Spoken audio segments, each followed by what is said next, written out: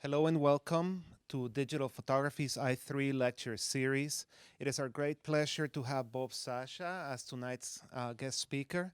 Bob is an award-winning multimedia producer, documentary filmmaker, photographer, editor, and educator. He first made his name as a photojournalist at the Philadelphia Inquirer, then later as a contributing photographer at both Life and National Geographic magazine, covering a variety of assignments around the world for more than 25 years. Recently, he worked as a staff producer and editor at the groundbreaking multimedia production studio, Mediastorm.org, where his projects were nominated for 3 National News Emmys and won awards from the Online News Association, editor and publisher, the New York Photo Festival, and the White House News Photographers Association, and the DuPont Columbia University Awards. As an independent multimedia storyteller, his clients include Yahoo News, Audubon, Apple, the Asia Society, Starbucks, the Council on Foreign Relations, and the Open Society Foundation. Bob is the director of visual storytelling at CUNY's Graduate School of Journalism. He also teaches workshops and consults in the US and worldwide on documentary storytelling and new media for the internet. We are so happy to conclude our lecture series this year with you, Bob. Thank you for being here. Thanks. So thanks for coming. I know it's exam week, and so it's pretty awesome that you guys showed up. I was actually expecting that there's going to be 6 of us, so I was going to bring a 6-pack or something, but I'm glad I didn't, because we'd have to have like little sippy cups of it. Because I sort of live in an interactive world, as I'm sure you do, so what would be great is if you guys have questions as we go along, it's just to ask them, hopefully not in the middle of something, but as one ends. So rather than just waiting to store them up at the end, if I show a piece and finish it, then just stick your hand up, and so we can sort of go in line with the pieces that I show. So I wanted to thank Jaime and Katrine so very much for having me here today. It's pretty cool to come to SVA. I really like it here, and I scored a T-shirt, which is like cool. It's great, even one that fits. She brought me a large. I was kind of wondering, I wonder if she was trying to tell me something. So, but we hadn't seen each other in a long time. So what I wanted to talk about today is I sort of talk about my work a bit, but I also want to talk about transformations, because I feel like every good story has a transformation, and I'm assuming that you guys are all here in part because of a transformation too, that you're all trying to transform what you do, how you see things to a different way. And so I thought that ideally I would sort of talk a bit about how I changed, and then also about how the world that I live in changes. Wow, this is great. I wish we had a disco ball. Yeah, It'd be even better. Sorry, Okay. Tiffany, but I don't want to knock that. And so I thought I would start with something that I call ancient, this here. So I had this guy I teach up at a journalism school like 20 blocks north of here. It's really cool. It's been around for 6 years, just about like your program here. And one of the guys who funded it called it was the first graduate school of journalism founded in the modern age, is the way he put it, which I liked a lot. And so what do you think he meant by that, the modern age, for journalism? Anybody? Yeah? Since the death of the newspaper. Ouch, ooh, ow. So maybe not so extreme, because they're actually still around, aren't they? But what is it that's changed in the past few years, past 6-10 years? Digital distribution, yeah, for sure. How many of you actually get your news online? How many of you actually subscribe to the newspaper every morning?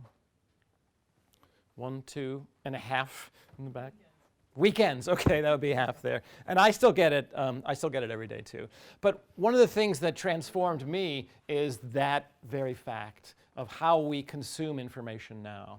So the thing that's interesting too is that in the old days, that if you happened to get a job at a company, you would just stay there and they would take care of you. And this guy, Avilio Contreras, came to speak to my class. He started as a writer. They stuck a video camera in his hands. He fell in love with video. He worked at a couple of newspapers, and now he works at CNN.com. CNN is a TV network here, but they think of video, the video unit, as being sort of the experimental thing. So they're taking online and saying, what can they bring into broadcast with it? So the concept here is that even if you have a staff job, cultivate a freelance mentality at work, which means that the world as we knew it, it was like once you get a job, you're there. That doesn't exist anymore. And you have to continue to think in a sort of way of what can you bring to them, even though they're paying you every week. And then he threw this in, too, for me. A job is not like tenure. I don't have tenure, but I think the idea is that in the old days, you would get tenure, and then you could just do what you wanted. But that's not the world that we know anymore. So I sort of wanted to kind of just go from that. So this is just a section I call Ancient History. And so it's a very short piece about 21 years of my work.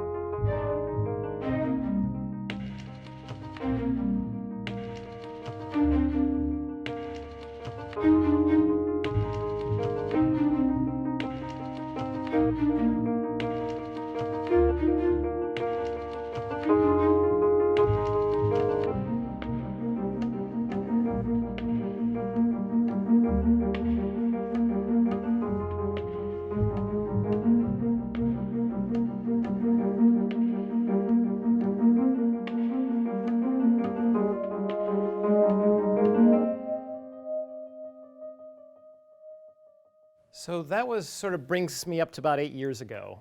I went to journalism school. I started working in newspapers. I came to New York. I worked at a TV network doing still photography for ABC News. And then I started freelancing. My first freelance job was with New York Magazine. Then I worked for Time Magazine. then I worked for Sports Illustrated, then I worked for Money Magazine, then I worked for Fortune, and then I worked for the New York Times Magazine. And when the picture editor went to Life Magazine, he took me to Life Magazine, where I worked for a long time, and then I worked for National Geographic. And I did that until about 8 years ago. And I was sitting, it was a pretty remarkable career. I went around the world. I worked with people who I loved. I got along with everybody. It was fantastic. But then I just thought, like, what's next at some point? And about 8 years ago, I was sitting at a lunch with another geographic photographer, Lynn Johnson, who is a really amazingly talented woman. And photographers, freelance photographers, are always kind of sniffing around each other, like, what have you been doing? You working? Who are you working for? What's going on? She said, oh, I had this life-changing experience. And this is around the time I was like approaching 50. I thought, like, I don't want a new girlfriend. I don't want a fast car. I want to figure out what to do next. So I thought, like, oh, I'll jump and go to graduate school. So I got a fellowship, went to Ohio University. So the deal was that they would pay for me to come, and then I could study, but I had to teach basic photography, which was fine. A great school for photojournalism. And what happened then was I went there and I sort of studied filmmaking and I studied the web, because I had a sense that the way we perceive information, the way we receive it, was changing. And that the idea of working for magazines anymore, like Life magazine, which when I was a kid, I would wait on my couch in the picture window for the postman to bring that. By this time, Life magazine didn't exist anymore. It existed only online. So this incredible still photography resource was gone, and I could see the rest of them going that way too.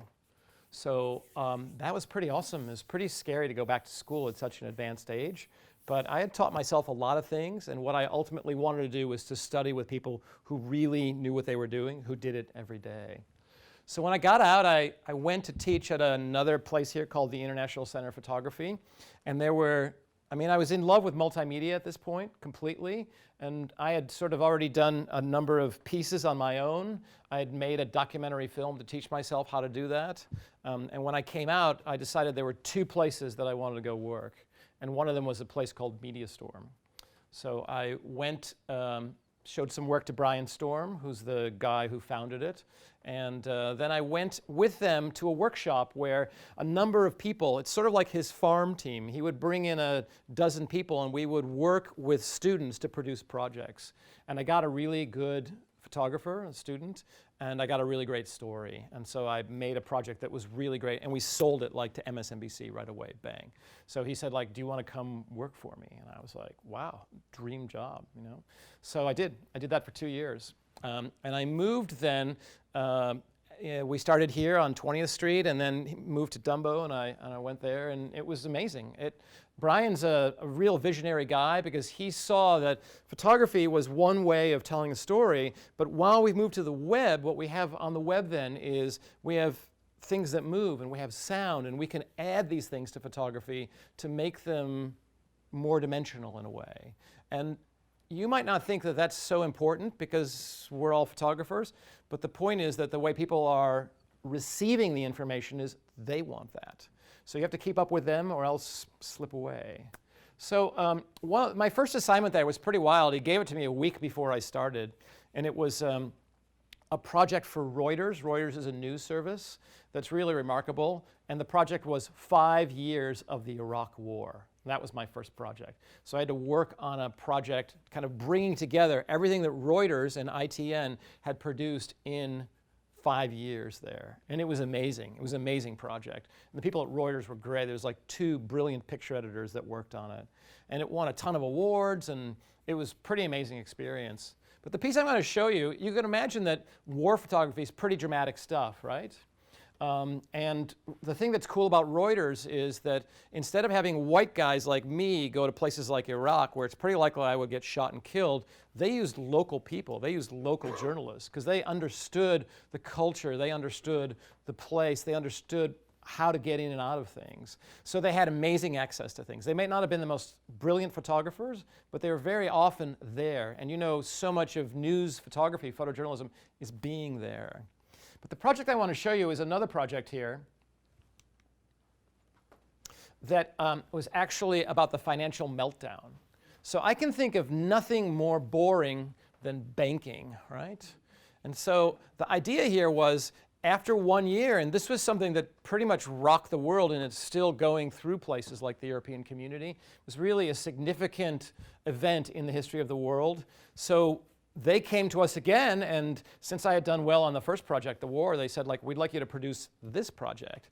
So the first thing was like, how do I make something about business interesting? You know, like, who cares about this? So anyways, we can watch part of this and then I can talk a bit about it and have any questions.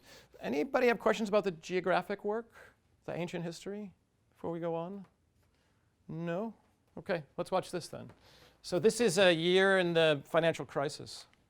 Are we going to lose our houses? Are we going to lose our jobs? We need to know answers to these questions, get answers to these questions. We have had enough. Now how can all of this happen?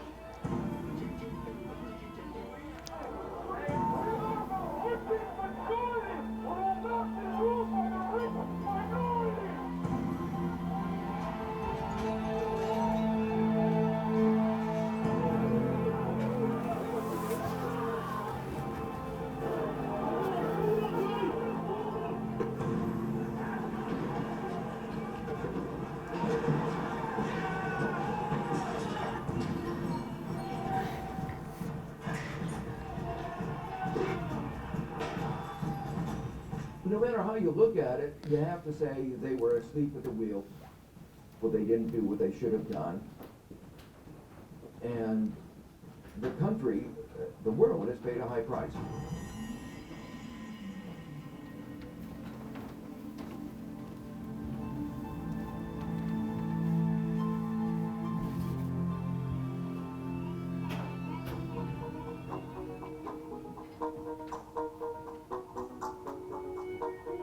It's impossible that they will let Lehman go, or let any big organization go. They saved Bear Stearns, and everybody, I think, thought it would be a mistake, and therefore it wouldn't happen.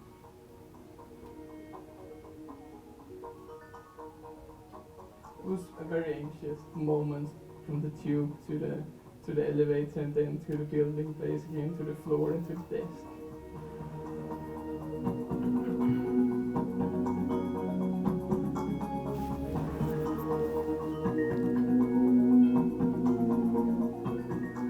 I've never seen something like that before. It was quite sad actually to see. Makes a huge impact if you lose your job. They were crying, shaking, and people with mortgages and everything. Everybody was going to use printing CVs, and nobody's delivering stuff to a bankrupt company, so printers wasn't working, the vending machines was empty quite fast, to the toilet paper running out. When you, it's in the 4th and need to go up to the 10th to find toilet paper.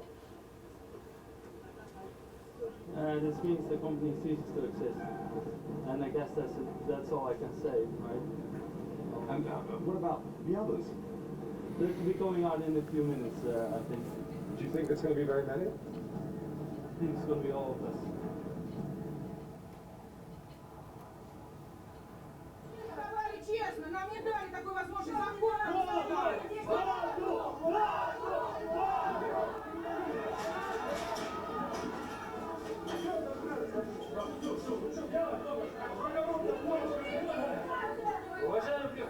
Мы молодые, мы можем работать, мы хотим работать.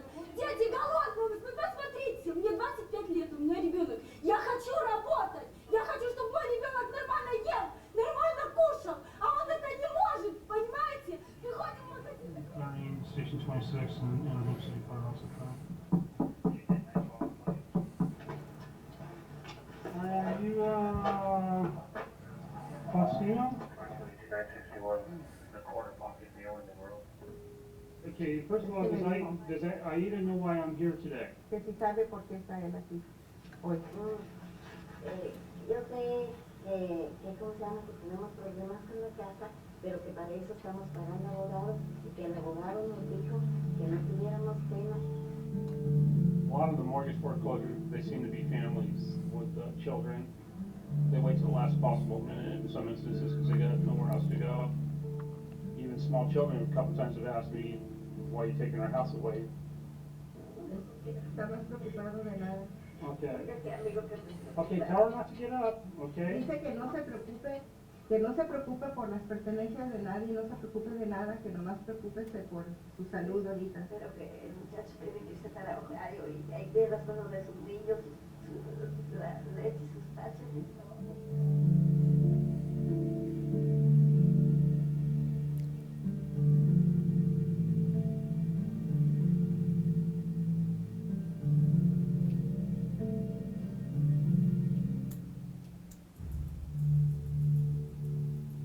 I've done enough evictions where you kind of like see the reoccurring theme about what brought people to eviction day, what decisions they made a year or two ago.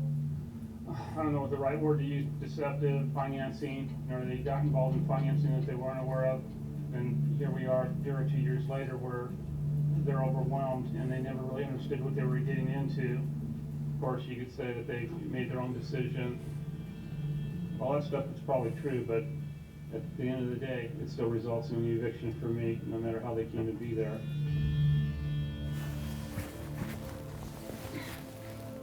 So this goes on, but I want to stop there because that last segment was shot by Lucy Nicholson, who's a Reuters staff photographer. She's a sports photographer. She's a brilliant sports photographer, Australian woman. And so the idea is that photographers in Reuters were moving slowly to try and tell stories on different platforms, so that in this case, stills and video and interview of the sheriff doing the eviction was the best way she had to pull together a story to do it.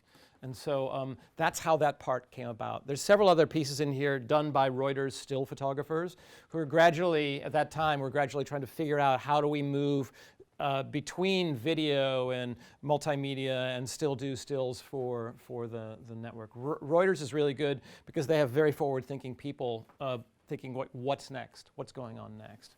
So that was a project that also won a lot of awards. And what would have happened in both Reuters projects, years and years ago, was that they would have done a book.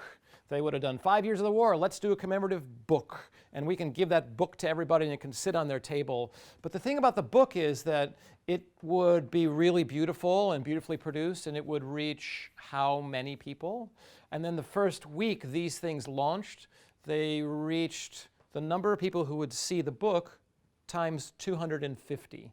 And it was instantaneous because you could be in any country and see this. It's not like you had to go subscribe or go to the bookstore or get the book. It was all there. So they did an exhibition and they did multimedia pieces. And that was the way that they moved forward. So it's really wonderful to work with them because I saw sort of people in journalism thinking, what's next and how do we move forward in it in that way? Any questions, thoughts? Katrine, yeah. Peter, just for the video. So how are you deciding photo, video, interview? That's a great question. Like, what do I choose? How do I choose? I mean, Reuters is predominantly it's still photos, and ITN is their TV network, so they're partnered that way. And I had access to both things. So what do I choose to tell a story in a particular place? As the editor, I edited this piece, produced and edited this piece.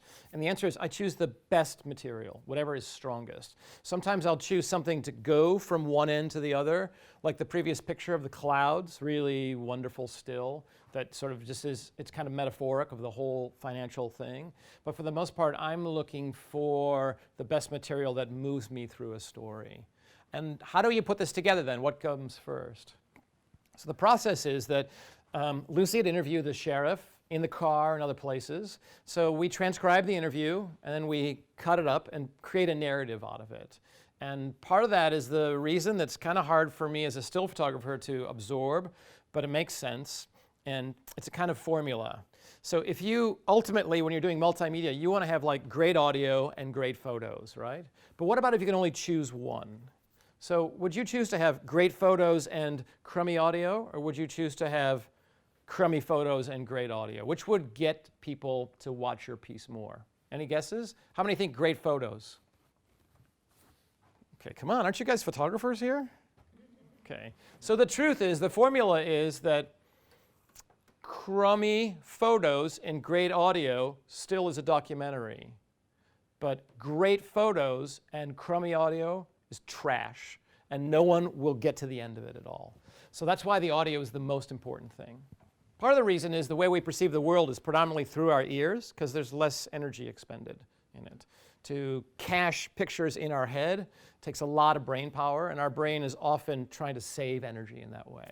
So when you leave your house in the morning, you're on audio for the most part. That's why you can walk by a store for 2 or 3 days and not realize that it's not there anymore, that's changed, or the Subway store has now become a shoe store or something. Because basically you're just operating on audio because your brain is trying to keep as much energy as possible. So the audio is always the spine of these kind of narratives. And then you try and put things together in scenes. This one's pretty easy. There's that great eviction scene of that woman. I mean, it's heartbreaking to see her kicked out of her house, not even clear quite of what's happening to her. But the audio goes first. Yeah? Yeah, you have video and still images taken in the house. Is that the same person? It's the same person doing both, yeah. Sorry, the question was, you have video and still images taken in the house. That's Lucy, and audio as well, too. So she's doing all 3 of those. Shooting it all in the one thing? At this point, she used a little handheld video camera. I think 2009 was just at the beginning of when DSLRs were coming in. It was just the very start of it. So she had carried both a very small video camera and her still camera as well, too. So the tough question is, when do you choose to do which? And that's really hard. And the thing is that if you need to get the audio from what's going on and see it at the same time, you choose video. Or if it's moving, it's more typically something you use in video. Stills are great for sort of freezing a moment for you to study in a way, too. So, other questions about that?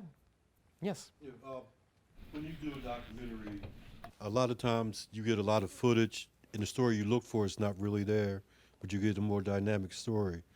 How do you discern between how deep you go with each part of it? You know, because in the beginning you have a story you're looking to tell, right? But along the way the story changes. How do you handle that? So yeah, that's a great question. The question is, how do you, when you've got all this footage, how do you find the story? And if you start trying to tell one story and find out that that story is going someplace else, what do you do then? I would say that for me, the biggest change from moving from still photography to multimedia is story. Not visuals, because I already got that, but the concept of story, what is a story, and why is it important? Let's look at some numbers for the web, too. When you guys click on something that's a video, how long do you watch it before you bail? How many of you watch it for a minute before you bail? Less time, 30 seconds. How about 20 seconds? 10 seconds? Okay, short attention span. So typically it's 20 seconds that you need to get something in the first 20 seconds that's like, I'm gonna watch this. And if not, 60% of people are gone after 20 seconds. So you pretty much have to start out quick. That's why with this piece, I started out with Michael Bay is a famous film director. He's made all these really bad adventure movies. But he has this theory that if something blows up in the first 20 minutes, then you're in. So I basically wanted stuff to blow up. And pretty amazing footage there. People smashing in police cars, people throwing fire bombs, cops throwing them back. I mean, that footage is pretty wild, isn't it? So you know that when you click on this piece that you're not going to look at a bunch of bankers in suits talking to you. There's a little bit of that in there too, but pretty much it's going to be more active. So the first thing is like, how do we get off to a quick start? And so the second thing is, how do you create a narrative that people will stick with that's compelling? Part of it is to make it surprising. Part of it is to show people what they haven't seen before. And part of it is to kind of make it emotional. Great multimedia is really about emotion. So that some stories just don't work well in multimedia. But stories that are emotional are stories that attract people. So you're looking for the emotional core of your story. You know, I said I made a documentary before I went to grad school, and it wasn't very good because I really didn't have a story. I mean, I had a story, but I didn't really have an emotional connection to the story. I had an emotional connection. I didn't capture any emotion. There was no sort of change in the characters. All these things that I learned later on, I mean, I worked on it for a year. It was a great way to learn the way of doing it. But ultimately, I realize now that I need to find a character and I need to find a story. And to start with a sort of Nordic woman screaming, you know, what's going to happen here? People are losing their houses, you know. It's like, wow, that's something interesting for me. Other questions? So this is my change. This is sort of like at MediaStorm, although I had done this. This is where I made this full change from like just shooting still pictures, like that book that would end up on the coffee table of how many people? 5,000 people, 25,000 people? Or the multimedia, which could affect people and be accessed instantly. And now that means if you have great photography, that your audience expands exponentially, right? The great thing about the web is that if you shoot photographs, you know, when I worked for a newspaper or a magazine, like for National Geographic, I'd go on assignment for 12 weeks and there'd be like 20 pictures in the magazine. What about all that other stuff? There was like some pretty good stuff that ended up on the cutting room floor. And the beauty of the web now is that you can have an extended web gallery. You can have a number of web galleries. You can go behind the scenes, all those things. So for me, the concept of the era that we live in now for journalism or for storytelling online is like better than ever before. We have the ability to do things in a way that we could never afford to do before. Other questions at all? Yep. Okay. So I left MediaStorm after 2 years. It was pretty tough, actually, but I really had missed being out on my own. I had spent, 20-some years traveling all by myself, and here I was in an office. I was working with some of the best journalists in the world, but I really missed going out and doing it myself. Not that I felt like I could do it better than them, because the people that we worked with at MediaStorm were just unbelievable photographers. Just the work would come in, your jaw would drop open. But I felt the need to go out and do it myself. So I left and I started working on projects for NGOs. NGO is a non-governmental organization. I mean, I would have loved it if I could have gone back to working for magazines and newspapers, but either they didn't have the time, or they didn't have the money, or more likely they didn't have a sense to believe that this kind of storytelling was what would take them forward. So it never happened. But people who did have the sense was foundations, because they realized that number is like you could reach 250 times the number of people you could by simply printing up a book or a brochure. So online was something that was really valuable. So the Soros Foundation, which is money that a very rich man did to try and give to a foundation to improve people's lives, they started a project in New Orleans after Katrina. And basically, Katrina was this huge hurricane that just blew up New Orleans. And they said, look, it's gone. Everything's gone now. So we can start from scratch. We can start infrastructure from scratch. So a few years after, they sent me down to follow 3 programs, 3 things that they had started up. And I learned something else here, too. 2 of them were really great programs, but not very visual. One of them was the public defender. In America, typically, if you can't afford a lawyer, the state will provide a lawyer for you. But they never had that in New Orleans before. Great story. The guy was amazing, but he didn't do anything. He just went from his office to court. But this one I thought was kind of interesting, because even though reporters don't really do anything, they just write on a piece of paper, I could still make something different out of it.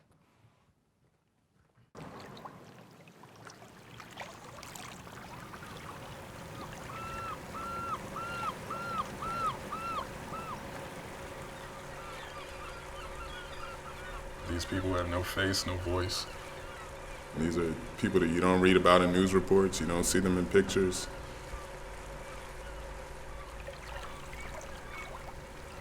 They work amongst us, they produce the things that we eat, and they hold this part of the coastal Louisiana down. They've been overlooked by the media, they've been overlooked by BP, they're being overlooked by their government. These are the kinds of things that need to be broadcast throughout America. You know, who are the invisible men in your community?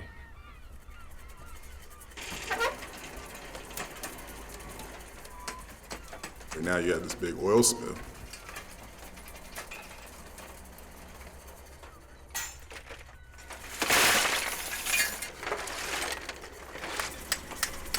It very well could wipe out the last of this community, a community of invisible men.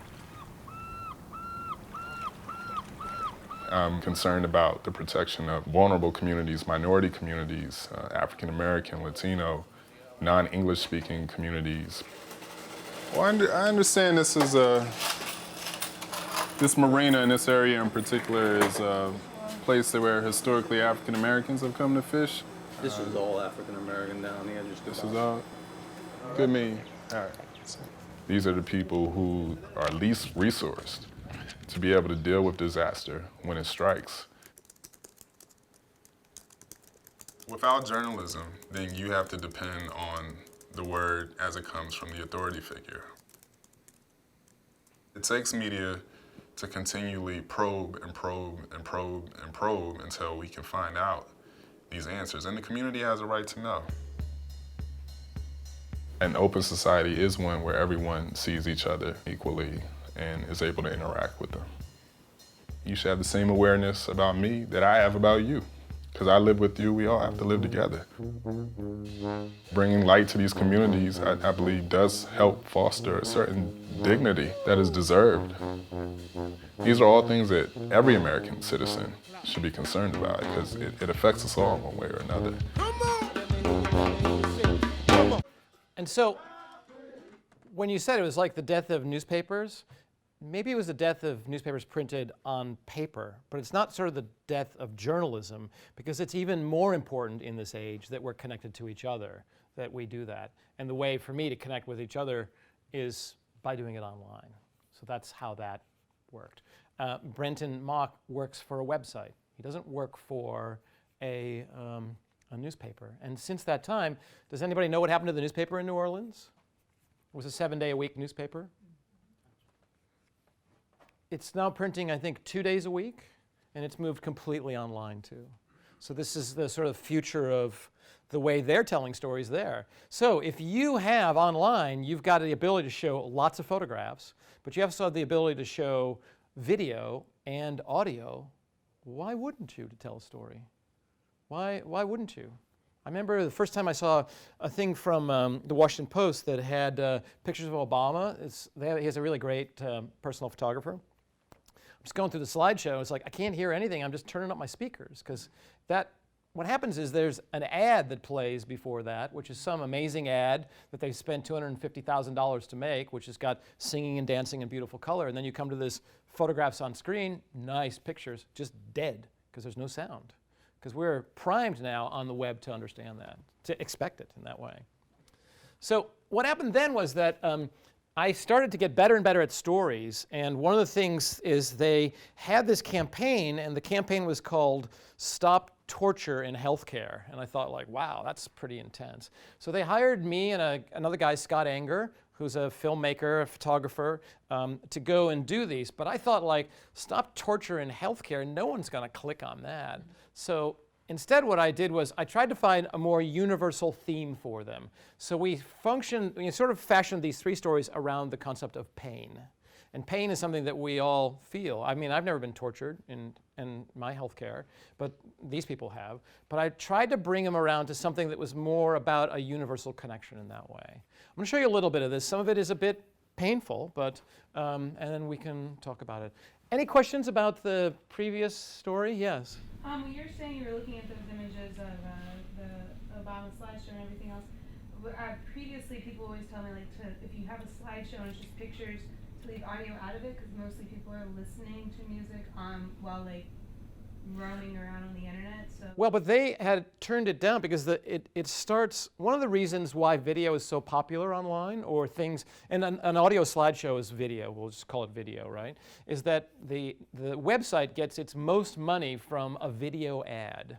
So just those little ads along the side in Google, those are much less than when you click on something and a video ad pops up, a 15-second video ad for Ford or something. That's like the big bucks. You've already listened to that audio, so you're waiting for it, you know? And wouldn't you want them to turn off what they're listening to fully listen to what you're doing so that they can pay attention? Like, I would have taken the voice of Pete Souza, the president's photographer, just like, what's it like to be there? Just tell me a little bit about it. Like, what's it like to cover the president all the time? But just, no, it's like, boom. And I still remember, like, clicking on my speakers, like, oh, my speakers went out. It's like, no, there wasn't. So I'd had media taken away from me. And I was like, oh, that doesn't work so well. Other questions? Anybody? No? We're going to the next one? Okay. So I'll read this. In Ukraine, government regulations restrict morphine and other pain medications, leaving millions to suffer needlessly. So there's the pain aspect of it.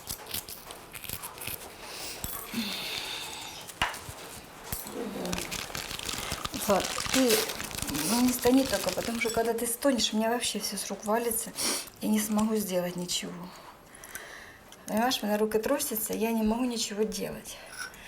Если ты стонешь или если ты меня торопишь, я не могу это делать быстро.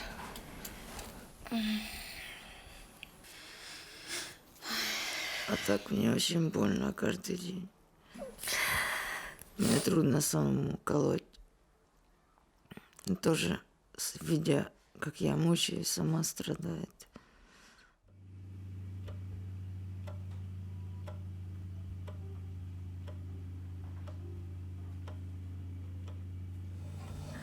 Это мама Владика Жуковского. У него высокая температура, он вообще обливает все постели. В общем, там, наверное, сдают почки и большущий сепсис. Надо, чтобы глянув врач, хтось може приїхати глянуть. Там вигнило. Сейчас, зайчику. Уже горит 3 месяца.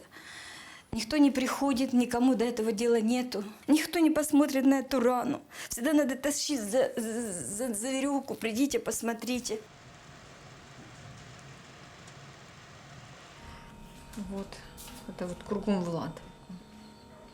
Получился под ракеты, эти под освещение, это все 31-го в ночь.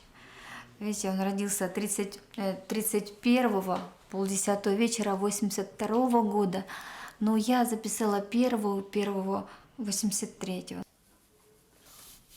Хороший такой мальчик. Он очень такой добрый. На момент заболевания это было 18. А это он уже болел.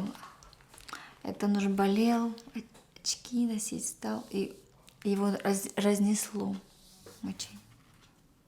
Мы сделали там снимок, и показалась опухоль. Это опять же вот он, мы все ее друзья. Видите, такой нормальный парень, все. Сказали в онкологии, что мы вам ничем помочь не можем. Значит, сказали, їдьте, завідуючий, їдьте, скільки вам Бог отвел. Ну, мы и поехали, раз нас заведующая выгнала, куда мы? Помирать. So I'll just stop there. So a couple things about this. I don't speak Russian. And it's pretty intense to be hanging out with somebody for a week. If you have a chance, you can find this on my website too. It's got a pretty amazing ending, which I won't spoil for you. But this was one time where it totally taught me the value of collaboration. As a still photographer for Geographic, I had traveled by myself my entire life. I'd spent all of my time by myself, sometimes with a writer, sometimes with an interpreter or guide if I was someplace that needed to go. But in this situation here, I worked with Scott Anger, who also was a photographer, was a radio reporter, worked in television, so he could shoot and record sound and edit. And I can shoot and record sound and edit too. So what we did is that every day we switched. Like I would shoot all day Monday and he would do the sound. Then on Tuesday, we would swap. He would shoot on Tuesday and I would do the sound. So I noticed lots of gasps when you see that bed sore. There's lots of conversation about whether we should include that or not. One of the things about people in chronic pain is it's not like a stabbing pain where you're shouting. It's like sort of a dull pain. It's like that jackhammer outside, or it's the refrigerator that's kind of noisy all night long that slowly drives you crazy. In the end, we wanted people to feel something of what he felt, and that's the reason that stayed in. That was the biggest conversation, is do you show that or not? Another thing that's pretty remarkable about this, we shot these 3 films. One was in Cambodia and one was in Namibia. They're all pretty brutal stories with amazing, brave characters who told them. And so what the Soros Foundation did is these films then went around, this showed on TV in the Ukraine where they lived, and they took it around to governments and to health professionals and things like that. And last year, things changed. Before this, they didn't want to give Vlad enough enough narcotic to kill his pain because they were afraid he was going to get addicted. But clearly, he's not going to survive, right? And so the argument here is 50 milligrams, all you could get a day, but it's not enough even to dull that pain that he felt. Last year, they changed the law, in part because of this campaign. They changed the law so that now people in this situation, in this kind of suffering, can get enough narcotic to dull their pain. And for me, that was something that was pretty amazing, to realize that something that I had worked on had helped perhaps save some other people some sort of suffering.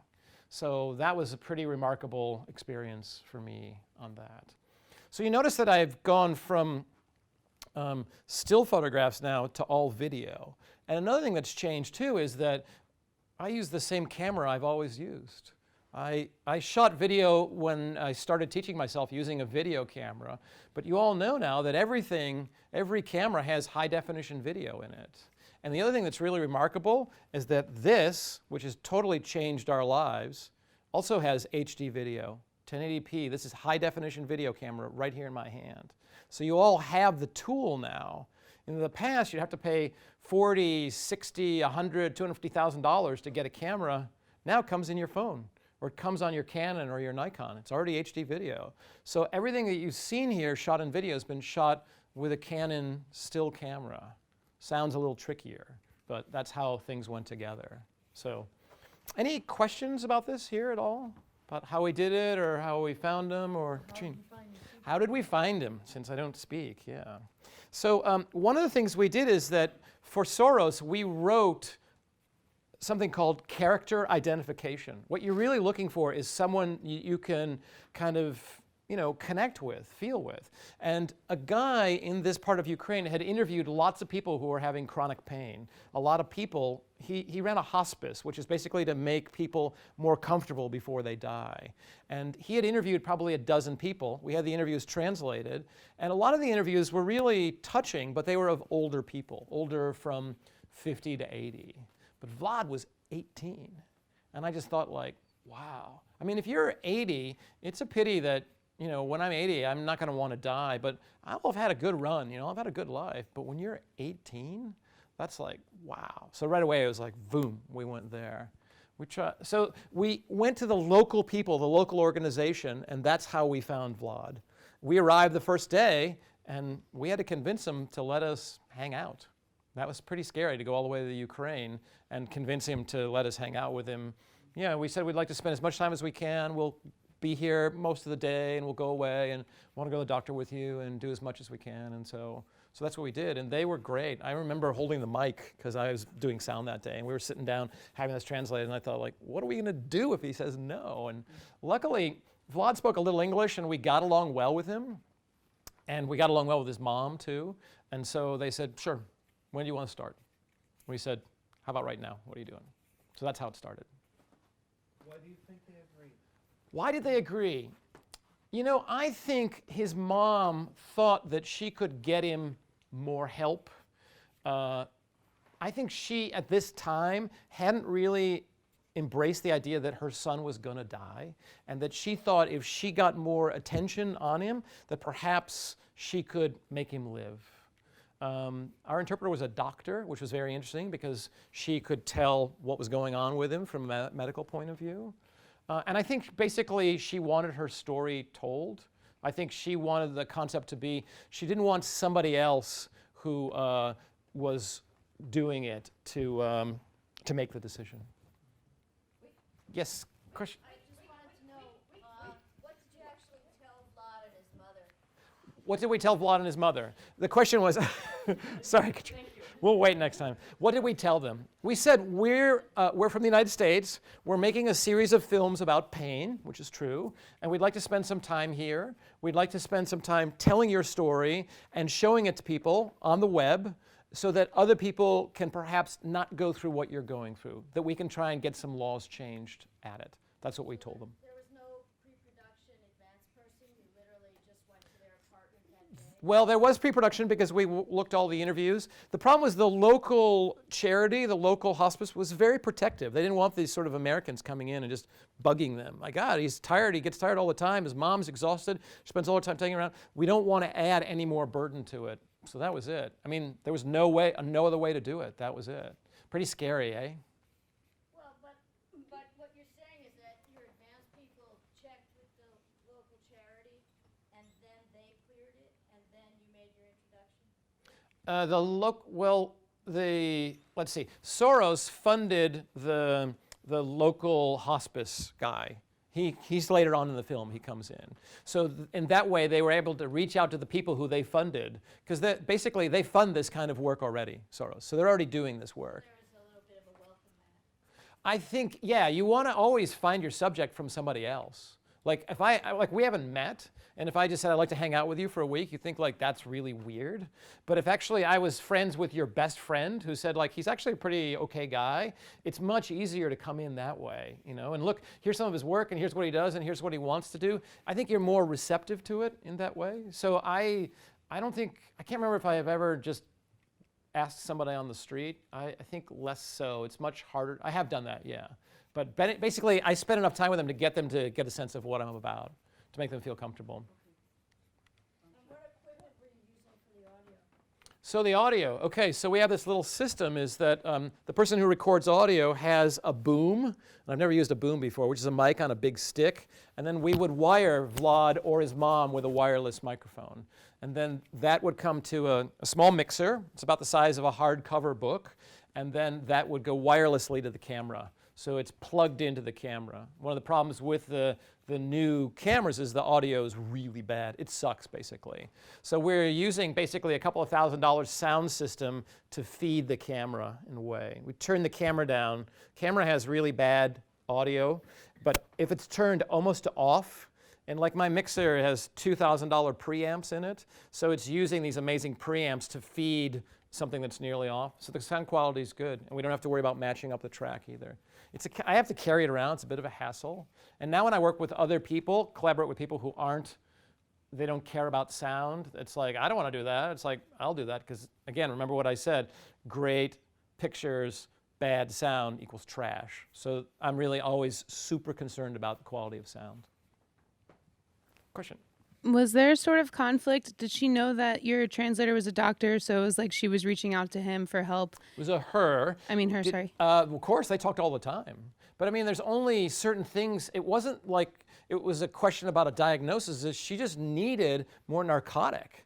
She just needed more. But it didn't get in the way of like the actual like being a fly on the wall sort of thing. The translator did get in the way a bit, partly because she wanted to offer her opinion all the time. So, which is okay, but really not what we need. I mean, I don't want to know what you think she said. I want to know what she said, you know. One of the things I learned from this experience, too, is when we went to Namibia, there it's a story about women who were sterilized without their permission because they were HIV positive. So they'd go to the hospital to have a C-section. Baby would be delivered. Doctor would see, like, whoa, HIV positive, sterilize them. So the woman that we found who had been sterilized, actually, our translator was a friend of hers. And so eventually we just trained the translator to ask the questions, and we didn't take a translation back. It was just like, they would speak in Oshawongo for minutes on end, and then I remember I was doing sound for the interview. I was sitting on the floor, kind of out of sight, like around the corner there, and she would look at me and she'd say like, not yet. So they'd go back again. So we just had to hope when we had it all translated that it was great. But it was amazing because it was a conversation between two friends, two people who knew each other, rather than two white guys from New York, you know. So it was like their best friends were connected that way. So I actually learned that from a student at CUNY who did that with a guy with Alzheimer's. She had his daughter do the interview, and it's heartbreakingly touching, in a way that a journalist could never get to. So that's the reason I teach. Other questions? Anybody? You got this all figured out now? Okay. So, yes, in the back. Wait, she's going to run around with the mic. She's going to pass the mic. Adopting on Mike, just that you know, in the summer of 2013, our department has 2 CE classes, a weekend class on digital video for photographers and a 5-day class, which should be in the summer catalog. And that, I mean, there's no reason you shouldn't take that, even if you never want to do video, because it's great to have that skill that's offered here, I would say. Did you have releases? Yes, of course. I mean, we shot drug addicts in the street in Phnom Penh. We have releases from them, too. What is the release if you don't? Can you tell them this will be on the web generally? Yeah, I'm just honest. I just say, here's what it's going to be. I mean, I'm really honest with the subjects, too, because it's like, it's not like it's just going to be shown on TV in the US. It's going to be on the web and anywhere. You know, this is the double-edged sword, is that anybody in the world can see this, including your neighbors or the politician or the guy who's in charge of the police department here, you know. He can see it as well. So it's really something that I make a point of explaining, here's where it's going to go. I don't want to, I just want to be honest with people. I want to be completely transparent, you know, so that they're not surprised by anything. So yeah, the release just says, you know, you have the right to use this and to edit it, and it's a basic release. I mean, it's not like... But do you reserve the right to use it in other venues in addition to the web? Or? No, I mean, I can only answer that in my own personal work. Is I do, but I mean, like if I wanted to make a retrospective film or something, yeah, I think I have that right. I do. In this case, I don't though, because it's pretty sensitive material, and so I'd have to get permission from Soros to use the footage. But in my contracts now, I reserve the right to all of the outtakes. And they have the right to do whatever they want with the finished piece, but I still retain the outtakes from the finished piece. So I do have those rights. It's the first time I've been able to renegotiate contracts too. Never happened to me as a still photographer. So. I'll come to you in a sec. There's somebody else. She has the physical microphone. So yeah. As far as like the outtakes, can you use stills from that, or can you use stills from the final? You can use stills, yeah. I mean, there's always at the beginning is a frame that's a poster frame that's really important. I mean, that's another trick, is that the most important thing for someone to click on your video is what's the poster frame? What do they see there, you know? And so that's really crucial. So you just take a frame grab. Now, the question was, and I remember, I mean, I started in video a long time ago, and a lot of people who were still photographers like, you will pry this film camera out of my dead cold hand. And then he said like, anybody can choose a picture out of a video. You know, it's like you're shooting 30 frames a second. How can you not get a good picture? But let me tell you, as somebody who's stepped through every one of those frames in a film, it's a totally different thing. It's not like I've got, if I have like, you know, this film's like 20 minutes. If I have 10 decent stills out of it, I feel really lucky. It's a different medium. I mean, in your contracts though, like say you did this or something for a client, do you include in there that you can take stills out of that, or have you ever I just say I have the right that? to use the outtakes. Okay. So that covers the stills issue. Sure, yeah. Oh. And if I shoot stills, it would be an outtake too. You know, I try and shoot some stills on every project. Sure. And the question in the front here. This is for the video. How much coverage do you shoot for your final cut edit down? So the question is how much coverage, and it's a ratio. I mean, we shot here, I think we were with them for 5 days, 5 hours of footage a day, massive amount, massive. And part of it is you're just hanging out and you're always shooting everything. And you know, there's things that just happen. Like in the end is, it's just heartbreaking, but it's a really simple scene. You know, it's just something really, really simple. And so, but because we shot all the time, you know, we wouldn't. There's a fine line where you wear your subject out too. It's just like, oh, I don't want to see these guys again. So like we would disappear in the afternoon, or sometimes we'd bring them lunch, or we went for a walk in the park with them, or you just kind of get a feeling of when they've had enough of you. So there's a lot of hours here, a lot of hours. Yeah, but when I shot stills, it was the same thing. I shoot all the time. I shot constantly, you know. So it's the same approach, I think.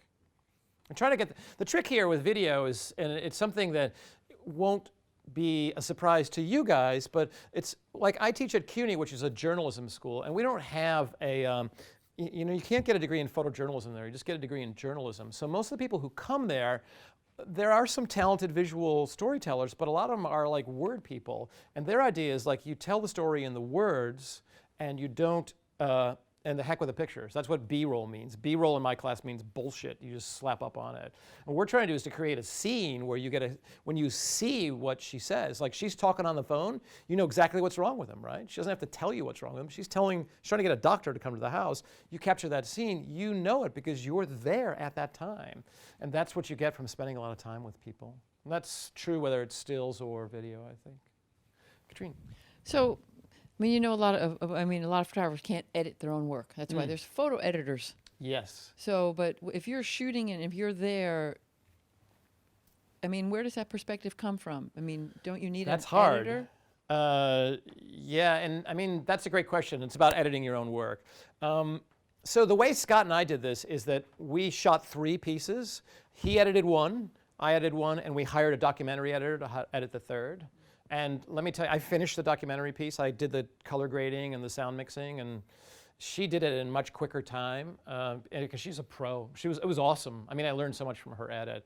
The thing though is because I'm multi-platformed, like we put money in the budget for the editor. I keep that money because I'm the editor. Now, it might take me a little longer than her, but I'm paying myself for the time I'm doing. I could farm it out to an editor and pay someone else, but in this case, I would keep it and learn how to do it better. And then there's constant feedback loops. It's a huge amount of feedback loops constantly between all the people on the project. Like by the time it gets to this, this is probably the 6th or 7th cut of it. And at the end, lots of tweaking, endless discussion about, because all the people at Soros had to go through it too, because the foundation, they all had something to say. So it was the idea of pain. He doesn't look like he's in enough pain. Oh, we can't see the sore. We have to see the sore. It's just endless back and forth there that you just try and come to a medium where everyone feels happy. And I learned from that too. I mean, we shot these people shooting up in an alley in Phnom Penh, and it was amazing. I mean, I was literally this close to some guy injecting heroin into his face.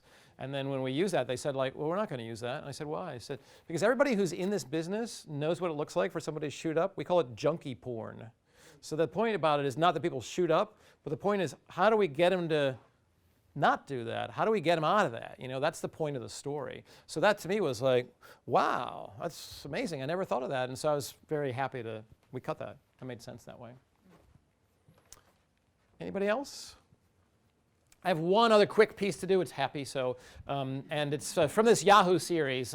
Yahoo hired me and various other people to. I always worked in a team with somebody to do a series of stories about politics, and we went to all the swing states and we just talked to people and just regular people, not politicians. And I had to find the people, and we had to figure out what their stories were. So the last one that ran the week before the election was about Florida, because Florida was a swing state. Swing state means it could vote for either candidate. And Florida was a really important state. And I-4 was the point in Florida that if I-4 went for the Republicans, the whole state would go for Republicans, Interstate 4. And if Interstate 4, that area went for the Democrats, the whole state would go. So here's a story from the series called Road Trip.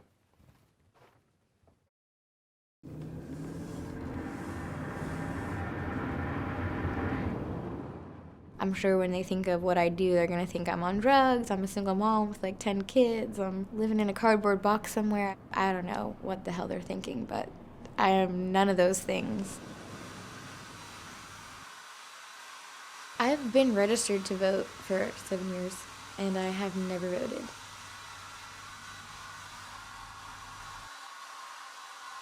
I know this year I definitely will be voting. It's more out of desperation than anything. You would think that my business has declined. However, because I'm becoming more experienced, I actually make more money currently than I did when I initially started. I consider myself incredibly driven. I really take advantage of every opportunity that I have. Like, I'm where I am because I chose to be here. I think I'm doing very well for myself, and I'm very proud of myself. I work with very strong, independent women. You have to get up every day and make yourself go to work. No one's telling us to be there. No one's telling us to work hard.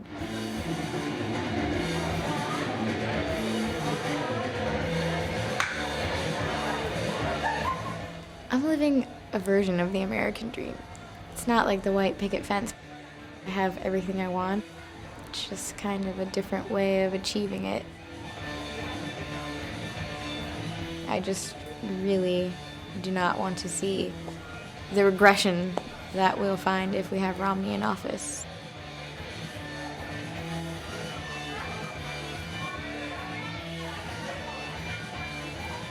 It could potentially affect my freedom with my business. He's basically trying to control your body, which is not right at all. And if anybody's going to look at my opinion or my views as being less important as a woman who is a secretary or a CEO of a huge corporation, they're just ignorant.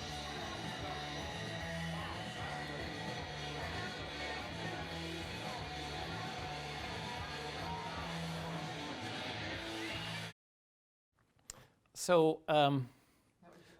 that's my upbeat one, yes. I want to leave you with this one thought, too. It sort of comes back from what Evelio Contreras said at the beginning. The great question is, how did I find Eve Banks? Well, when I first met Evelio Contreras, the guy from CNN, he had gone to Florida to do a story about strip clubs before the Republican convention, because this part of Florida has more strip clubs than anywhere else in the world. And they were completely swarmed when the Republican convention was there. And so he said, you should go talk to this guy, the owner, because he's really cool guy, you know. He's really upfront and very forthright. And I thought, like, you've already done that story, but maybe I'll go talk to him. So we went to talk to him, and he was a very cool guy. And I said, you know, what we'd really love to do is sort of like talk to some of the girls, too. So we went to the club, and he said, well, I'll just introduce you around. And, you know, like the first thing I saw was they got us a bottle of water, and we're both, Maisie is sort of like this big, and we're standing there like this. And this woman comes to pick up a pizza at the front door. She's not wearing any top at all. And the pizza guy's just like delivering the pizza. And so we're having a conversation with these women without any clothes on. And I thought, that woman was interesting, but she never voted and said, I don't think my opinion makes a difference. And then we met Eve Banks, and she said to us, I've never voted before. I've always been registered, but this year I'm going to vote because I think this year it makes a difference. And the story's a little longer, but Eve Banks got a scholarship to college. Eve Banks drives, I think it's a Mercedes that she paid cash for. Eve Banks also, I don't know if you noticed, there's a shot of her with holding her iPhone with her painted nails. Did you see that thing at the top, the little cube? You guys know what that's for? Yeah, what's it for? No idea. It's for credit cards, yep. You swipe credit cards, that's how she takes her tips. So your credit cards are that way. You don't have to have cash to make tips. So she's like thinking ahead about everything. She was remarkable. So that's the great thing about my job, is that you get to meet all these people. But sort of just to go back to the way I like to approach, and so I changed from like doing one thing to something else. Ultimately, I feel like, this is a quote from Mark Twain, like dance like no one is watching, sing like no one is listening, love like you've never been hurt, and live like it's heaven on earth. Because basically I think for our generation, for your generation and mine, this is the greatest time to be in the media. And it's just incredible. The potential possibilities are, the last time it was this good is when Gutenberg invented the printing press. So you're at a time that's unparalleled. So this is the way you should approach it when you go out, for sure, every day. So let's connect. Thank you. So other questions? Anybody have questions at all? Yes, in the front. There's two here. Hang on. Like 2 words. 2 words. What's next? In technology, and like, okay, stills, and then the merge of multimedia and now video, and where do you see these going next? What do I think is going to happen next? I think what's happening is, when you think of Twitter, like how much information do you guys get from Twitter? A lot, right. Like the stuff that I used to read in the newspaper, I probably already know from Twitter. You know. But that's something called crowdsourcing, which means it's coming from lots of people. And I think that that's something that's going to be happening next, is that me as a journalist, I'm not going to be the one always telling the story, but I might be the one helping people to shape the stories as well, too. So that's one possibility. If I really knew, I'd be rich and living in some South Sea island, I guess. I don't know. I don't know where I'd live. I live in India. I think that would be pretty cool. So, and you had a question as well? Yeah. Wait, hang on. Oh, don't hang on. Now you can go. Yeah, you've got the microphone. Okay. You're on. I took a look at your website before coming to the lecture, and I was just curious about a couple of things. Like, first of all, like, it's very video driven, which is really great to see. And that's actually one of the reasons I came tonight. But I noticed that you were hosting on at least 3 different services. I mean, YouTube, Vimeo, right, Yahoo. yeah. I was Right. sort of curious why you're sourcing, and also why you're not maybe even hosting on your own site. Like, Right. Maybe if you could sort of talk to that a little bit. Sure. So why is it video driven? I think one of the things, so I mean, I love still photography, but it's hard to find jobs doing it. But this kind of work, like I was telling Katrina, I'm busier than I've been since I started in photography. Because there was this space that there was print and there was documentary film. And then the web came along and there was like a big empty space. And I like leapt into that space. And like I work in a tiny team and I know how to do every part of the equation. Like where I teach, we have a broadcast department. There's brilliant Emmy award-winning producers. They don't know what Final Cut Pro is. They can't do that. They can't shoot. I mean, I can do all of that stuff. So I have a skill set that's really unique. But the skill set that I had as a still photographer is something that's shared by everybody with this, right? They probably don't do as good of a job as you guys do, but they have the potential for it. But the skill set for multimedia or video is something that's much harder to master. And so the kind of stories that I tell, you notice that none of my stories have narrators. There's nobody saying like, in the winter, this happened, or in a cold gray dawn, you know, it's just they're all narrated by the people themselves. So it's a kind of storytelling that's very web suited. There's no middleman, it's you and the person. So I think the reason it's all video driven is because that's something that people can't do with this. Plus I can compete against documentary filmmakers because you have amazing cinematographers, but they can't record sound. Or you have an amazing editor, but they can't shoot. So I can do all of those things, which makes me more involved in the project too. Like I produce, direct, shoot, interview, and edit. That's like a typical job for me. And I love doing that, you know, but then I also collaborate as well. Now the hosting is a great question. Like if you came to see Eve Banks, it would take you to the Yahoo site. And that is because the world is driven by clicks. So that if Yahoo sees that this video got 100,000 clicks, they're like, wow, that was successful. So I don't want to put it on my site and take any of those clicks away from Yahoo, because if it's successful for Yahoo, they're going to hire me again, right? And I don't mind sending the traffic to them or sending the traffic to YouTube. Like all of the Soros work is on YouTube because that's where they host it. So I just link you back to their thing, or it'll play from within my site too in that way. And I have a Vimeo account, but I don't think I have anything on my site from Vimeo. I'm going to upgrade the magazine piece on Vimeo because it's higher quality. That's an old Flash piece. So. You know, one Yep. more thought. The thing that I found kind of interesting is that you hosted this video in sort of a blog format. Mhm. Like usually photographer, videographer sites are much more like formal. Right. You know, but yours is somehow, it just evolves. It's chronological, perhaps. Yeah, it is chronological. I mean, there's other ways to get to it. What I feature on the front page, there's a slider on the front page that I put things that I like that'll take you to it that way.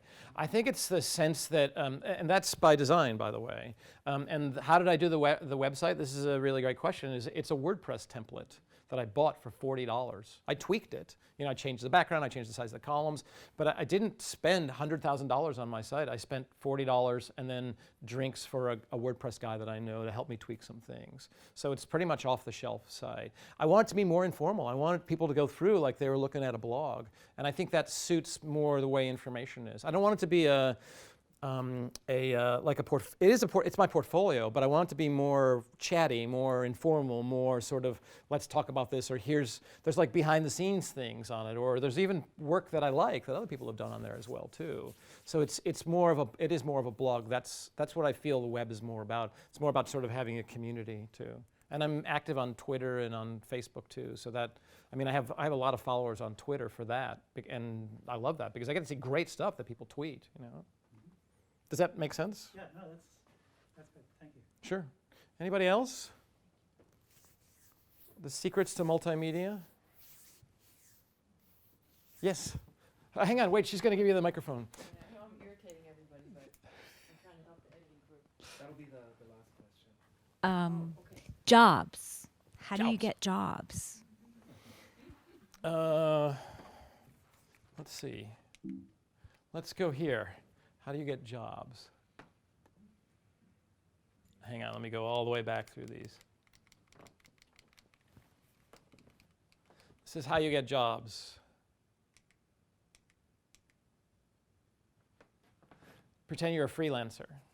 Make yourself invaluable, bring new things all the time to it. Start working with people on a freelance basis, then they'll take you on staff or maybe they won't take you on staff because maybe they'll take no one on staff. I have a friend who's an amazingly talented radio producer. And they just chase her. This American Life, Radio Lab, Planet Money, they're like constantly, just like she goes contract to contract, just project to project that way. That's sort of why I started here, because when I started it was like, I need a job, but mostly there are no jobs anymore. And what you have to do is you think like a freelancer. And even if you get a job, you still think like a freelancer. Like you're independent, you're always bringing something new. And then the second thing is like portfolio. That's the trick. I mean, to have your work shared around. The thing at MediaStorm is Brian's thing for good work is that you would look at something and you would instantly share it with 10 people. Be like, wow, you have to check this out. I mean, you're great about that on Twitter, and that's, like, oh, this is an amazing piece, and that gets shared by other people. So create work that people want to share, and that's how all of a sudden you become well known. And you know what? It doesn't cost anything. It's just the cost of doing good work. You just do outstanding work. There's these guys called Everynone. They did these really cool videos for public radio, Everynone, and then they were so spectacular. Then they got hired by an ad agency, and they created this amazing campaign for Prudential. So this is the way the world has changed. I think I thought journalists had the idea on stories. So Prudential, which is a company that does retirement funds, they started this big campaign called Day One. What will you do on the first day of your retirement? Like, isn't that a great question? Isn't that a question that affects everybody? And they made short little films, 2 minutes, 2.5 minutes by these guys, and massive, won at Cannes, all this stuff. And that work all came from them doing all this little personal, little quirky little stories that they did. Constantly inventive work. And so now they're working on massive campaigns, but they just did a piece on bullying that was great too. Just a kind of something that they did for themselves. So yeah, that's how you get a job. Thank you very much. Thanks, guys.